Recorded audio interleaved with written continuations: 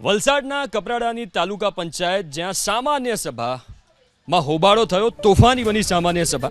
વિકાસની ગ્રાન્ટમાં ભેદભાવના કોંગ્રેસના આરોપથી સભામાં હંગામો થયો છે. તાલુકા પંચાયતના કેટલાક સભ્યોને ઓછી ગ્રાન્ટ ફળવાતી હોવાનો આરોપ લાગ્યો. કોંગ્રેસના આરોપોને તાલુકા પંચાયત પ્રમુખ હીરાબેને ફગાવ્યા છે.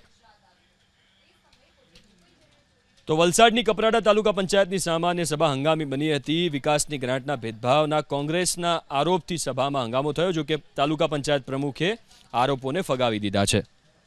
તાલુકા કક્ષાએ જે 2023-24 અને 24-25ની વધારાની ગ્રાન્ટ 2,92,71,666 રૂપિયાની ગ્રાન્ટ આવી હતી. એમાં મારા તાલુકા પંચાયતમાં આવતા ગામ સુખાલા દોડકો અને વાજવડને ફક્ત 6 લાખ રૂપિયા આપવામાં આવ્યા છે અને પ્રમુખ પોતે આંબા જંગલના એમના ગામમાં 32 લાખ રૂપિયાની ગ્રાન્ટ એમણે પોતે ચાઉ કરી ગયા છે.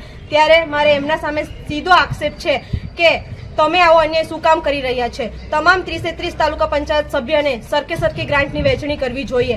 અને એઓને જ્યારે પૂછવામાં આવ્યા તેઓ સમજી નહીં શકતા હતા. એટલા માટે આજે એમને એક રોટલીના ઉદાહરણથી મેં પ્રશ્ન પૂછ્યો કે તમારી પાસે એક રોટલી હોય અને 4 વ્યક્તિ ભૂખા બેઠા હોય તે રોટલીના કેટલા હિસ્સા કરવામાં આવે? તો એમણે સીધી રીતે જવાબ આપ્યો કે 4 હિસ્સા કરવામાં આવે. જો એમને રોટલીની વહેંચણી કરતા આવડતી હોય તો ગ્રાન્ટની વહેંચણી કરવાના સમયે એમની બુદ્ધિ ક્યાં જાય છે?